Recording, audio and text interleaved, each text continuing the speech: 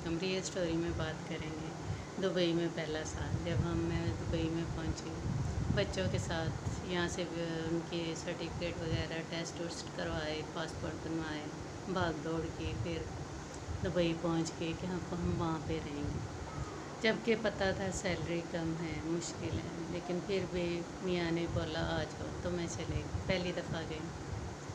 बच्चों को वहाँ पे इंडियन स्कूल में मैंने एडमिशन करवाया। सीबीएसई सिलेबस था, बहुत टफ सिलेबस था।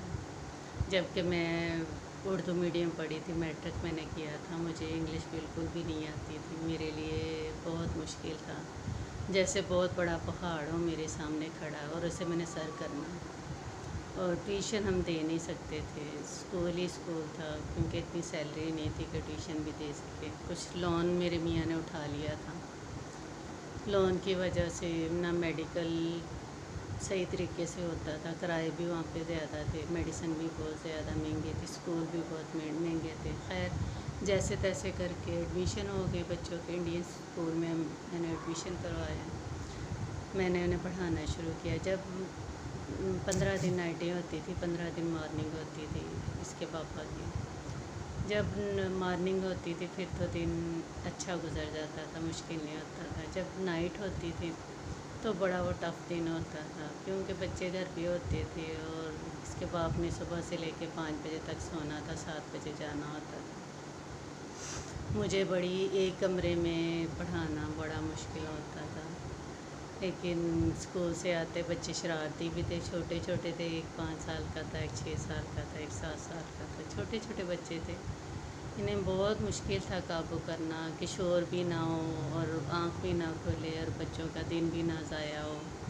तो मैं टार्च की रोशनी में बच्चों को पढ़ाना शुरू किया। मैं मोबाइल की टार्च ऑन कर लेती होती थी एक ही कमरे में, और मैं उन्हें पढ़ाती होती थी। बहुत मुश्किल था मेरे लिए। डिक्शनरी खोल खोल के पहले मैंने ख़ुद पढ़ना सीखा, मैंने ख़ुद इंग्लिश सीखी, फिर मैंने वो बच्चों को मीनिंग के साथ मैंने उन्हें पढ़ाया। दुनिया का सबसे मुश्किल तरीन सिलेबस था सीबीएसई इंडियन सिलेबस, जो जो मैंने बच्चों को कवर कराया। और माशाल्लाह बच्चे पहले साल ही फ़र्स्ट आ गए। टीचर्स बहुत खुश हुई, कहती हम सोच भी नहीं सकते थे कि आप इतना पढ़ी लिखी भी नहीं है और आपने फिर भी इतना अच्छा बच्चों को तैयार किया, अच्छा कि बच्चों ने फ़र्स्ट पोजीशन ली है। मुझे बड़ी खुशी हुई। इस तरह एक साल मैंने गुजारा वहाँ पे। और मेरे मियाँ ने लोन उठाया हुआ था 5 साल के लिए, लॉन्ड्री बना के दी थी। भांजे को बुला लिया, मुझे भी बुला लिया, उसे भी बुला लिया। उसने लॉन्ड्री में कोई काम नहीं किया अच्छे तरीके से, लॉन्ड्री चली नहीं उससे। फिर क्या हुआ, लॉन्ड्री बेचनी पड़ी, कपड़ों की लॉन्ड्री इस्त्री करते होते। वीज़े भी निकलवाए बंगालियों को इधर उधर, लेकिन बड़ी कोशिश करने के बाद साल 1.5 साल के बाद दुकान बेच दी। जब दुकान बेच दी तो मेरा रहना बहुत मुश्किल हो गया। मुझे फिर इसके बाप ने कहा तुम वापस चले जाओ। मेरा दिल नहीं कर रहा था वापस आने को, इसलिए कि वहाँ पे बच्चों की तालीम अच्छी थी, माहौल अच्छा था, सिक्योरिटी थी। यहाँ पे अकेली थी, यहाँ पे किराए के घर में रहना होता था। बड़ा मुश्किल था यहाँ पे लोगों के साथ रहना, मुश्किल ही नामुमकिन भी था। अकेले तो इंसान जी लेता, लेकिन दुनिया जीने नहीं देती। तो फिर मैं वापस आ गई, लॉन्ड्री बिक गई, कर्ज़ा चढ़ गया सर पे, मुझे वापस भेज दिया गया।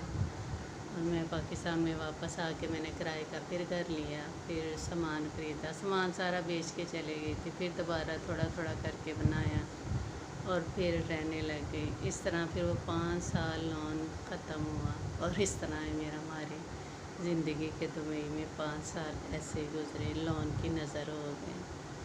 और जिसके लिए लोन उठाया था, जिस भांजे के लिए कि वो आके काम करेगा, कमा के देगा, ऐसा कुछ भी नहीं है। उसे लाइसेंस भी लेके दिया गवर्नमेंट का, अपने पास से पैसे लगा के। इसके बाप ने सारी ज़िंदगी मेरे बच्चों का हक दूसरों को खिलाता रहा, पता नहीं क्यों खिलाता रहा। जब उन्हें ज़रूरत थी तब भी उनके पास कुछ नहीं था, बच्चे खाली आते। अपनी मेहनत पे चल रहे हैं, अपनी मेहनत पे आगे बढ़ रहे हैं। लेकिन बाप की, जो बाप लाखों कमा रहा हो, 3-4 लाख रुपए उसकी सैलरी हो, बिज़नेस अलग से हो, और बच्चों के पास कुछ ना हो, लोगों के घर भरता रहा हमेशा, बहन के बच्चों के। بھائیوں کے بچے پالتا رہا، جو بھی کماتا رہا انہیں دیتا رہا۔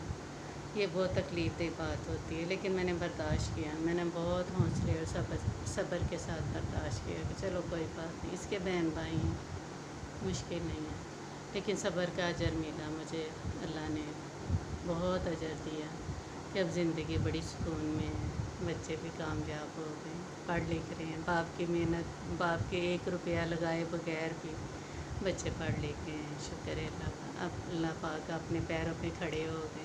ملتے ہیں اگلی ویڈیو میں، السلام علیکم۔